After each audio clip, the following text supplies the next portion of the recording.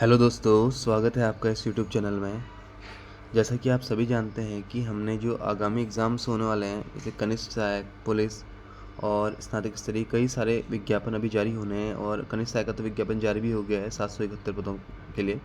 तो उसके लिए हमने एक सीरीज़ शुरू की थी, जिसमें हमारी 2 वीडियोज़ अभी तक का हो चुकी हैं, जिसमें हमने पिछले वीडियो में देखा था कि हिंदी का ऐतिहासिक तौर पे क्या दृष्टिकोण रहा है और भौगोलिक तौर पे क्या दृष्टिकोण रहा है और ऐसी राजनीतिक तौर पर उसका क्या या संवैधानिक तौर पर क्या उसका दृष्टिकोण रहा है। ऐतिहासिक तौर पर हमने देखा था कि हिंदी का विकास क्रम, हिंदी को किन किन विकास क्रमों से होकर गुजरना पड़ा है।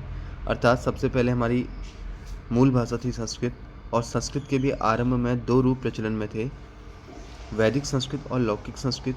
क्योंकि वैदिक संस्कृत जो थी तुम्हारी, वो काफ़ी कठिन मानी गई थी, जिसमें कि परिवर्तन संभव नहीं था। इसीलिए लौकिक संस्कृत में परिवर्तन होता है, उससे बनती है पाली, फिर पाली से बनती है प्राकृत, प्राकृत से आती है तुम्हारी अपभ्रंश, और इस अपभ्रंश में ही इसका एक भेद था शौरसेनी अपभ्रंश, जहाँ से हम हिंदी का विकास मानते हैं। फिर भौगोलिक दृष्टिकोण में हमने समझा था कि हिंदी जो भाषी क्षेत्र हैं, उसके अंतर्गत कुल कितने राज्य और कितने केंद्र शासित प्रदेश आते हैं। तो मुख्यतः यह लगभग भारत के 43% क्षेत्रफल पर बोली जाती है। ये पॉइंट छूट गया था पिछले वीडियो में, इसको भी ध्यान रखना। और राजनीतिक या संवैधानिक दृष्टिकोण में हमने देखा था कि संविधान की जो 8वीं अनुसूची है, जिसमें कि 22 भाषाएं हैं, इसमें हिंदी भी एक शामिल है। और उसके अंतर्गत हमने देखा था कि 343 से 351 तक का राजभाषा जो है तुम्हारा भाग 17 में, उसके अंतर्गत 343 से 351 तक का अनुच्छेद आते हैं।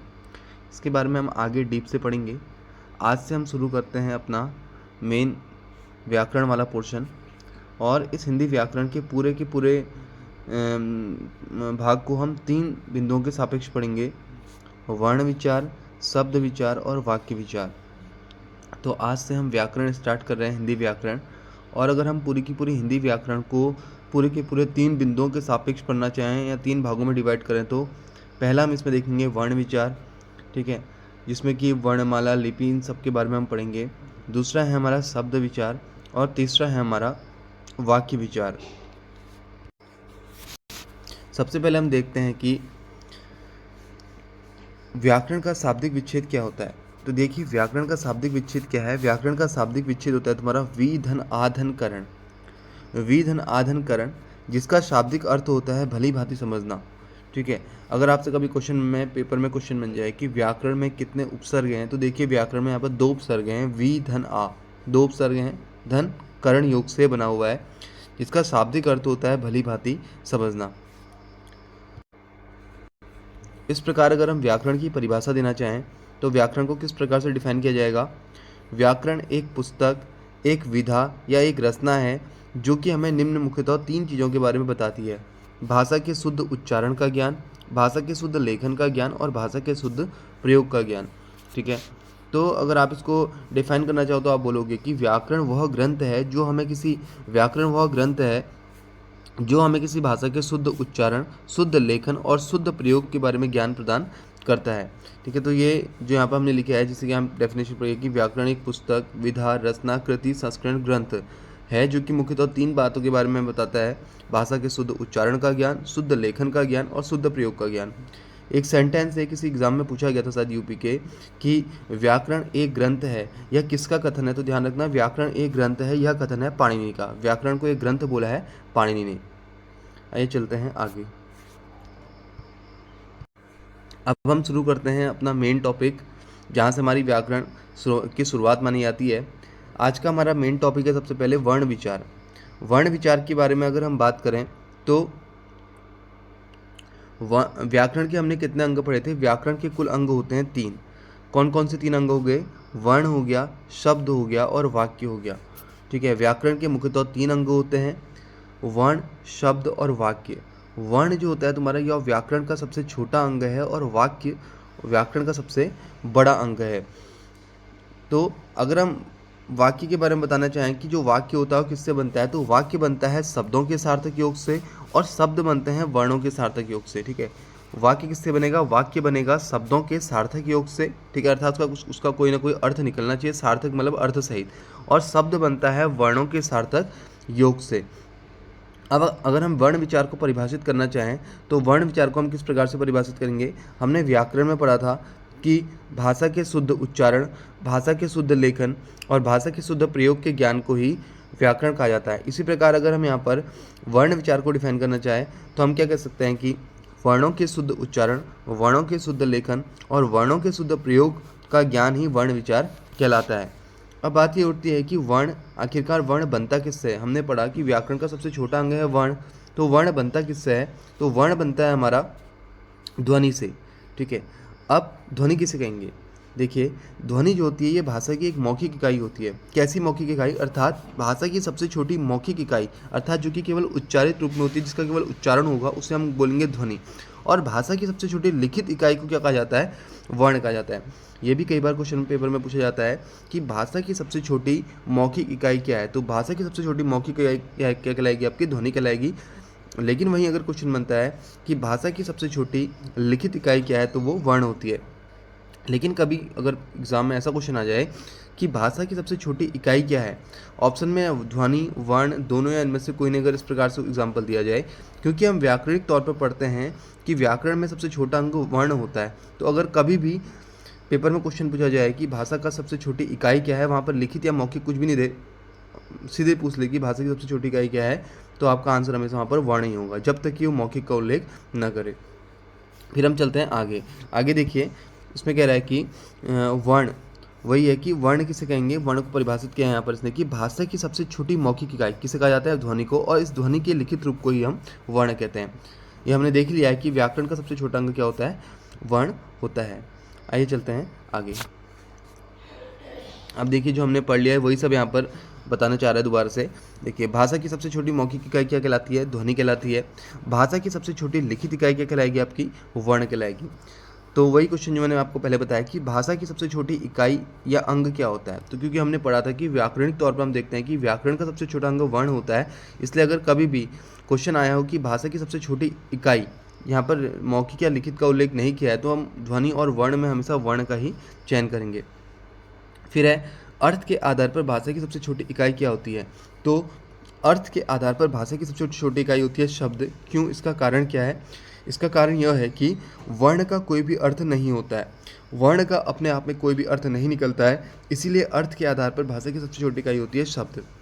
तो ये हो गया। इसके अलावा अगर कभी क्वेश्चन बनता है पेपर में आपकी अर्थ के आधार पर भाषा की कुल कितनी इकाइयाँ होती हैं, तो अर्थ के आधार पर भाषा की कुल 2 इकाइयाँ होती हैं। क्यों, क्योंकि वर्ण का कोई अर्थ नहीं होता, इसलिए हम उसको यहाँ पर काउंट नहीं करते हैं। तो अर्थ के आधार पर भाषा की कुल इकाइयों की संख्या 2 हो गई, शब्द और वाक्य, जिसमें कि अर्थ के आधार पर भाषा की सबसे छोटी इकाई क्या हो जाती है, शब्द हो जाती है।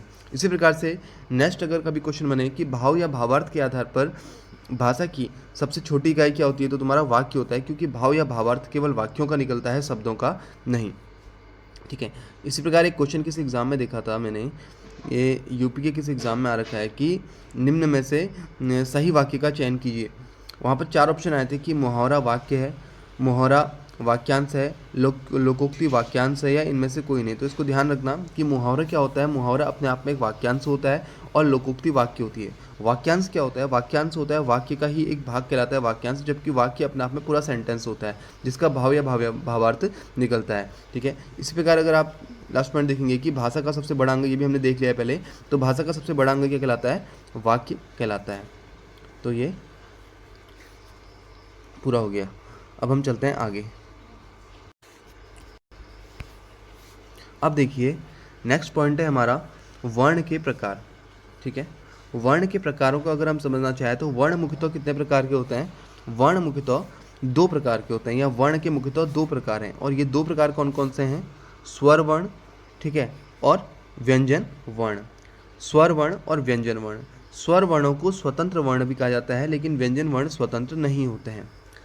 तो इसका कारण क्या है, अगर आप व्याकरणिक तौर पर स्वर ध्वनियों की परिभाषा देखना चाहेंगे स्वर वर्णों की, तो स्वर वर्ण किन्हें कहते हैं, स्वर वर्ण या स्वर ध्वनियाँ वे ध्वनियाँ होती हैं जिनका उच्चारण करते समय प्राण वायु अर्थात मुंह से निकलने वाली वायु जो है वो वाग यंत्र से निकलते समय बिना किसी रुकावट के स्वतंत्र रूप से निकल जाती है।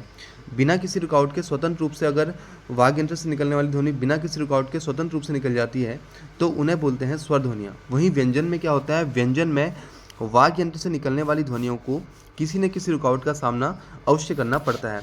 इसी को अगर आप दूसरे तरीके से डिफाइन करना चाहें तो स्वर किसे कहेंगे, स्वर वे वर्ण जिन्हें बोलते समय किसी अन्य वर्ण की सहायता नहीं ली जाती है। अगर किसी अन्य वर्ण की सहायता नहीं ली जा रही, इसका मतलब है कि स्वर वर्ण क्या होंगे, अपने आप में स्वतंत्र वर्ण होंगे, जैसे कि अ, आ, ई आदि। ठीक है, तो ध्यान रखना, अगर व्याकरणिक तौर पर स्वर ध्वनियों को हम परिभाषित करना चाहें तो हम क्या बोलेंगे कि स्वर ध्वनियाँ वे होती हैं जिनका उच्चारण करते समय प्राण वायु वाग्य यंत्र से निकलते समय बिना किसी रुकावट के स्वतंत्र रूप से निकल जाती हैं, या हम कह सकते हैं कि वे वर्ण जिन्हें बोलते समय किसी अन्य वर्ण की सहायता नहीं ली जाती वो स्वर वर्ण कहलाते हैं, और स्वर वर्ण स्वतंत्र वर्ण भी कहे जा सकते हैं। ठीक है, व्यंजन वर्ण जिन्हें बोलते समय प्राण वायु जो है तुम्हारा वाग्य यंत्र से निकलते समय जो ध्वनि वाग्य यंत्र से निकलने वाली जो ध्वनि होती है उसे किसी न किसी रुकावट का सामना अवश्य करना पड़ता है, तो वहाँ पर हम बोलेंगे उन्हें व्यंजन वर्ण। या आप बोल सकते हैं व्यंजन वर्णों में कि वे वर्ण जिन्हें बोलते समय दूसरे वर्णों या स्वरों की सहायता ली जाती है उन्हें व्यंजन वर्ण कहा जाता है। जैसे आप कोई भी व्यंजन उठा के देख लीजिए, क ख ग घ, अगर आप इसको देर तक उच्चारित करते हैं, जैसे क को बोलिए क ख ग, तो कहीं ना कहीं इसमें अ का उच्चारण है। जैसे क को देखिए आप, क हलंत धन अ, तो अगर आप क को देर तक उच्चारित करते हैं तो उसमें कहीं ना कहीं अ की ध्वनि जो हो रही है तुम्हारी इस पर सुनाई दे रही है। ऐसे ख ग, तो कहीं ना कहीं इसके उच्चारण में हमें स्वर की सहायता लेनी पड़ी है, इसीलिए हम कह सकते हैं कि व्यंजन वर्ण हमारे स्वतंत्र वर्ण नहीं होते हैं।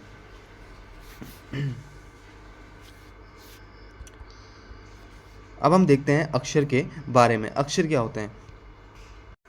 अक्षर क्या होता है? अक्षर को आप परिभाषित कर सकते हैं कि एक ही श्वास में उच्चारित ध्वनि, ठीक है, जिसमें कि वाणी का उतार चढ़ाव नहीं होता, अर्थात स्वराघात या बलाघात नहीं होता, उन्हें क्या बोला जाता है? अक्षर कहा जाता है। ध्यान रखना, अक्षर को हम किस प्रकार परिभाषित कर सकते हैं? एक श्वास में उच्चारित ध्वनि जिसमें कि वाणी का उतार चढ़ाव नहीं होता, अर्थात स्वराघात या बलाघात नहीं होता। प्रत्येक वर्ण को अक्षर कह सकते हैं, लेकिन हर अक्ष को वर्ण नहीं कहा जा सकता। जैसे आप देखिए, इसके एग्जाम्पल हो गए जैसे राम, काम, नाम, आम, तो ये एक श्वास में उच्चारित ध्वनियाँ हैं जिसमें कि वाणी का उतार चढ़ाव नहीं होता, अर्थात एक ही फ्लो में ये सारे के सारे बोले जा रहे हैं तुम्हारा। और ये पॉइंट भी ध्यान रखना, ये क्वेश्चन एग्जाम में कई बार पूछा गया है तुम्हारा, उसमें जो विकल्प आते हैं 4 विकल्प, उसमें कि प्रत्येक वर्ण को अपने आप में अक्षर कहा जा सकता है, लेकिन हर हर अक्षर को वर्ण नहीं कहा जा सकता है। अब हम चलते हैं आगे। अब देखिए, यहाँ से हमारा स्टार्ट होता है स्वर के बारे में। स्वर जिन्हें कि संस्कृत में क्या कहा जाता है? संस्कृत में इसे बोला जाता है अच। ठीक है, स्वर को संस्कृत में बोलते हैं अच। तो स्वरों की कुल संख्या कितनी होती है हिंदी में? हिंदी में स्वरों की कुल संख्या होती है हमारी 11। ठीक है, आपने पढ़ा भी होगा कि उच्चारण के आधार पर हिंदी में स्वरों की संख्या कितनी होती है? 11 होती है। वहीं अगर आपसे कभी क्वेश्चन बनता है कि संस्कृत में या मूल भाषा में स्वरों की संख्या कितनी होती है, तो संस्कृत में या मूल भाषा में स्वरों की संख्या होती है 13, और हिंदी में स्वरों की संख्या कभी भी पूछे तो उसका आंसर हमेशा क्या होगा? 11 होगा। और ये 11 स्वर कौन कौन से होते हैं? 11 स्वर होते हैं अ, आ, ई, उ, री, ठीक है, ए, ऐ, ओ, औ। ठीक है, तो यहाँ पर री में देखिए हमने लिखा है कि संस्कृत की तत्सम ध्वनि, जैसे हम तत्सम तद्भव पढ़ते हैं, तो तत्सम तद्भव में एक रूल आपको मैं बता देता हूँ कि जहाँ पर भी री, इस प्रकार की जो री स्वर है, इसका प्रयोग किया जाएगा जिस भी शब्द में, तो वो संस्कृत की तत्सम ध्वनि के अंतर्गत ही आएगा। तो तत्सम और तद्भव शब्द इतने हैं, अनगिनत हैं, उनको आप याद करना संभव नहीं है। तो कुछ हमें उसकी ट्रिक भी पता होनी चाहिए जिससे कि हम आसानी से आइडेंटिफाई कर पाएँ एग्जाम में कि कौन सी तत्सम ध्वनि है और कौन सी तद्भव। तो उसके लिए कुछ रूल अगर आपके दिमाग में हो, जैसे किसी भी शब्द में अगर री आ रहा है तो आप सीधे समझ जाइए कि वो क्या होगा? तत्सम शब्द होगा। इससे भी हम इसको समझ सकते हैं। ठीक है, तो स्वरों की संख्या कितनी होगी आपकी? 11 हो गई। अ, आ, ई, उ, री, ए, ऐ, ओ, औ। अब हम बात करते हैं अयोगवाह के बारे में। ठीक है, अयोगवाह ऐसे बात का टॉपिक है, लेकिन इसको थोड़ा बहुत देख लेते हैं अभी।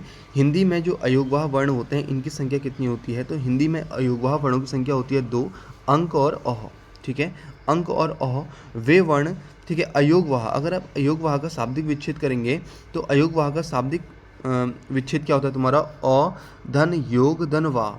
ठीक है, अर्थात अ का मैंने पहले भी बता रखा है आपको कि अ उपसर्ग जहाँ पर भी आता है तो उसका अर्थ हमेशा निकलता है नहीं से। तो वे वर्ण जो जुड़कर, वे वर्ण योग क्या हो गया? जुड़ना हो गया, अर्थात योग हो गया। तो वे वर्ण जो जुड़कर वह नहीं होते हैं, किसके साथ? व्यंजनों के साथ, अर्थात केवल स्वरों के साथ ही इनका प्रयोग किया जाता है, उन्हें क्या कहा जाता है? अयोगवाह कहा जाता है। जैसे हम पढ़ते हैं ना, अ, आ, ई, उ, री, ए, ऐ, ओ, औ। अंक अह, अंक अह क्या होते हैं तुम्हारे? ये अयोगवाह में काउंट किए जाते हैं। ठीक है, तो अयोगवाह इसके अंतर्गत 2 हमारे आते हैं, अंक और अह। ठीक है, अंक और अह। अंक क्या होता है तुम्हारा कि इसको हम, अंक को हम बोलते हैं तुम्हारा पंचमाक्षर, और अह को हम क्या बोलते हैं तुम्हारा? विसर्ग बोलते हैं। तो अगर इसको परिभाषित करना चाहें तो किसी भी वर्ण के ऊपर लगने वाले एक बिंदु को, किसी भी वर्ण के ऊपर लगने वाले एक बिंदु को क्या कहा जाता है? अनुस्वार कहा जाता है। और अह क्या हो गया तुम्हारा? विसर्ग हो गया। विसर्ग क्या हो गया तुम्हारा? किसी वर्ण के पीछे लगने वाले दो बिंदुओं को क्या कह सकते हैं? विसर्ग कह सकते हैं। तो अयोगवाह को अगर आप शाब्दिक विच्छेद करिए तो आप साफ साफ देख सकते हैं कि वे वर्ण जो जुड़कर वहन नहीं होते, किसके साथ? व्यंजनों के साथ, अर्थात इनका प्रयोग केवल स्वरों के साथ ही किया जाता है। अर्थात वे वर्ण जो व्यंजनों के साथ जुड़कर वहन नहीं होते हैं। तो यहाँ पे साफ साफ लिखा है कि अंक को हम बोलेंगे अनुस्वार और अह को विसर्ग। ये भी कई बार पेपर में पूछा गया है कि हिंदी में अयोगवाह वर्णों की संख्या कितनी होती है? 2 होती है, अंक और अह। मूल भाषा के स्वरों की संख्या हमने देख लिया कि 13 होती है। इसमें हिंदी के 11 स्वर हो गए और 2 स्वर होते हैं संस्कृत के, एक दीर्घ री होता है और एक होता है री। तो इन दोनों को अगर आप काउंट कर देंगे तो ये संस्कृत में काउंट होते हैं, लेकिन हिंदी में स्वरों की संख्या हमेशा 11 ही होती है, लेकिन मूल भाषा में स्वरों की संख्या पूछेगा तो 13। अब आता है हमारा नेक्स्ट टॉपिक, स्वरों के प्रकार, जिसे कि हम अपने आने वाली वीडियो में कवर करेंगे। थैंक यू दोस्तों, thanks for watching this YouTube channel. मेरी आशा है कि आपकी तैयारी अच्छी चल रही होगी और धीरे धीरे करके हम जल्द से जल्द इस पूरा जो भी तुम्हारा इसका कोर्स है उसको जल्द से जल्द करने की कोशिश करेंगे पूरा का पूरा। तो आप अपना साथ बनाए रखिए और ज़रूर बताना इसमें कि आपको कितना समझ में आ रहा है, कितना नहीं आ रहा है। पहले मेरी कोशिश है कि हिंदी के जो मेन स्टार्टिंग के 1-2 चैप्टर हैं उनको पूरा करा लिया जाए, उसके बाद फिर हम उत्तराखंड की भी सीरीज शुरू करेंगे। तो प्लीज़ अपना रिव्यू ज़रूर दीजिएगा। मिलते हैं नई वीडियो में। धन्यवाद।